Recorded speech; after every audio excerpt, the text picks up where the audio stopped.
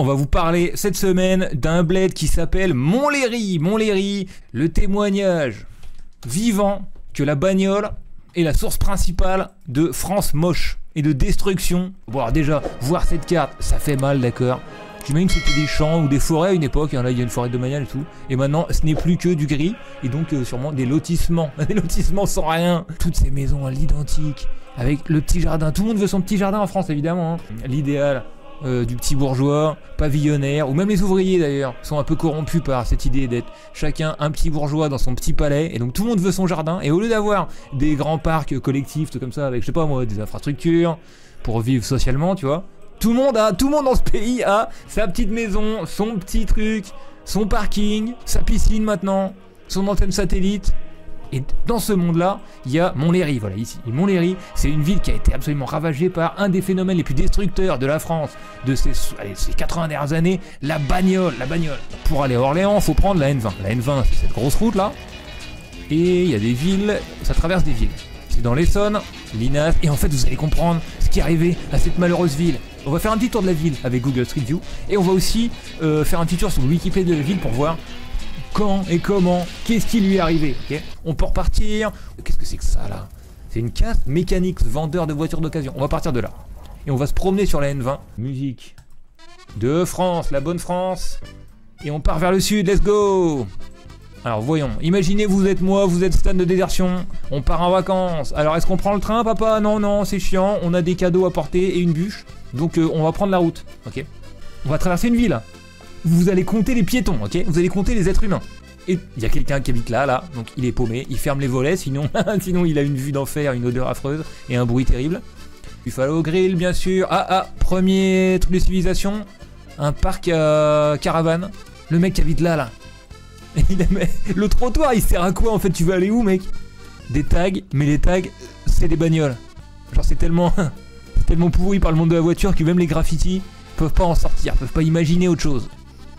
Il faut carrément prendre un pont pour traverser. Alors peut-être que des gens peuvent acheter des matériaux à Leroy Merlin à pied, d'accord? Ces 3 personnes là. Oh là là. Qu'est-ce qu'il y a à droite là? Ça c'est la photo que j'ai mis dans la pub.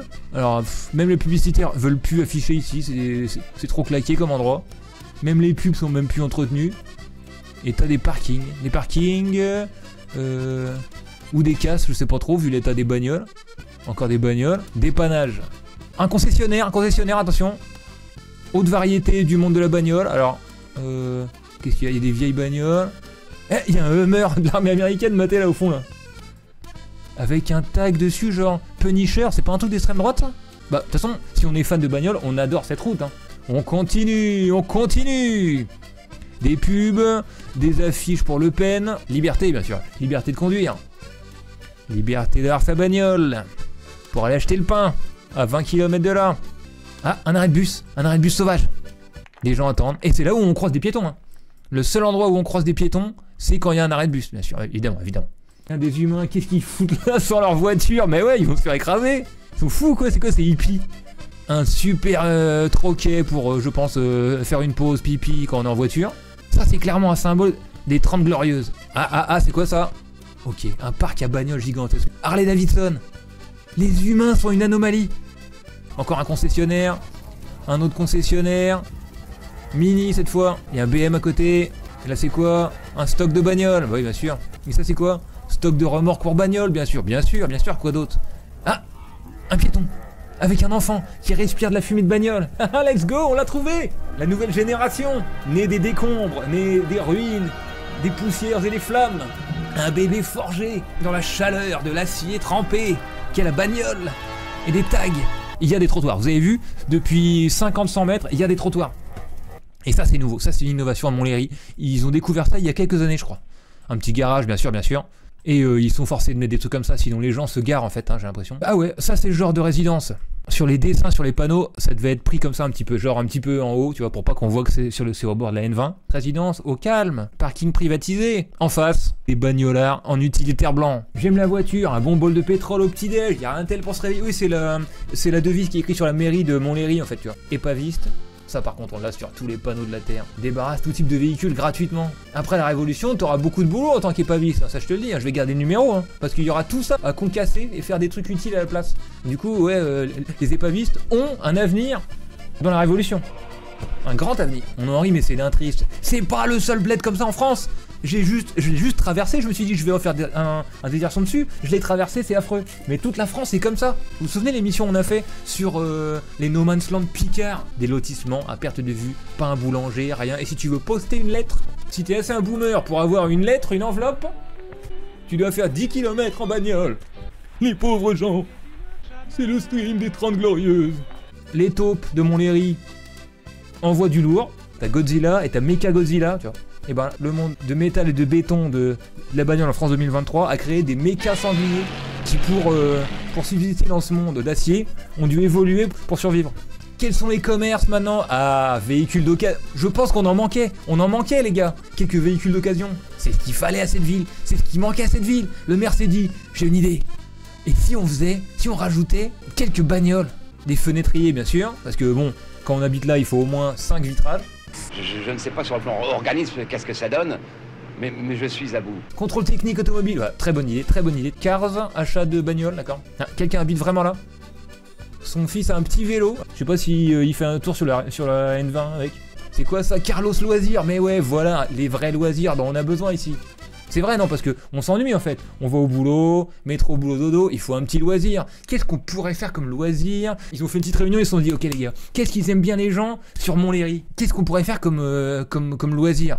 Un parc pour enfants? Non, non, chef, non. Une piste de bowling? Non, chef, non. Une piscine? Non. Des bagnoles? Let's go!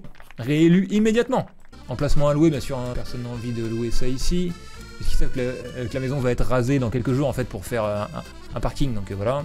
On continue, bon je vais pas faire 3 quarts d'heure là-dessus non plus parce que c'est que des bagnoles hein. Y'a pas un truc où genre manger, genre, tu sais, genre mettre autre chose dans le trou que de l'essence, genre du pain, tout, ouais voilà, Intermarché. Ah ils ont un rayon boulangerie pour humains. Bon par contre ils sont tous venus en bagnole. C'est quoi ce commerce? Voyons, un commerce de proximité. Renault. Enfin on a compris d'accord.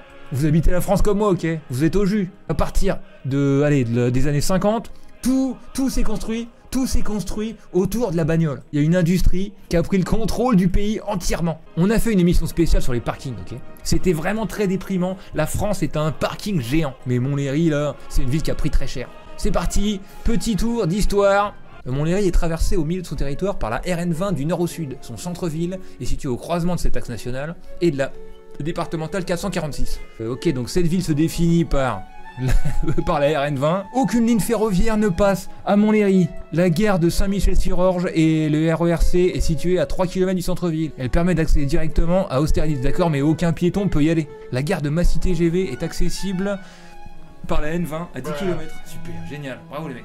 En fait, ils ont totalement sacrifié leur population.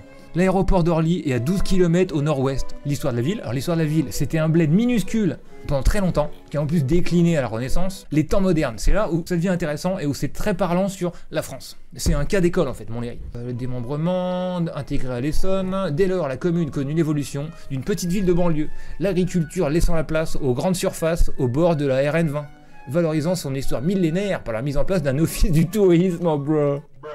Un petit bled médiéval, et à un moment donné, il se livre à la bagnole, et la bagnole prend le contrôle de toute la ville. Le bled a été sacrifié pour la N20, clairement. Imaginons que, allez, les masses populaires prennent le pouvoir en France demain, d'accord? On va galérer quand même à raser tous ces trucs comme Montlhéry et en refaire un pays vivable. Il y a vraiment tout, enfin il y a vraiment des milliards de tonnes, des millions, allez, de tonnes de béton et de macadam qui ont été déversés partout. Il restera des routes forcément parce qu'il faut des bus, des trains. Il y en a vraiment beaucoup en trop. Il y en a vraiment beaucoup en trop. Ça va mettre plusieurs siècles avant de tout reconstruire. Le but c'est que, bon, je comprends bien qu'on a tous des bagnoles et qu'on est coincé, on est forcé de les utiliser. Vous avez vu comment elle fait le pays, on n'a pas le choix, d'accord? Pour aller acheter du pain, il faut qu'on prenne notre bagnole. Mais il y a une partie qui est quand même arrivée à s'insérer dans notre cerveau, et il faut l'extraire pour pouvoir, je sais pas moi, entrevoir un horizon qui soit pas juste nationaliser la SANEF et redistribuer les profits, mais continuer comme avant, tu vois, genre c'est pas ça, on a besoin d'un idéal quoi, vous voyez? Et c'est pas ça.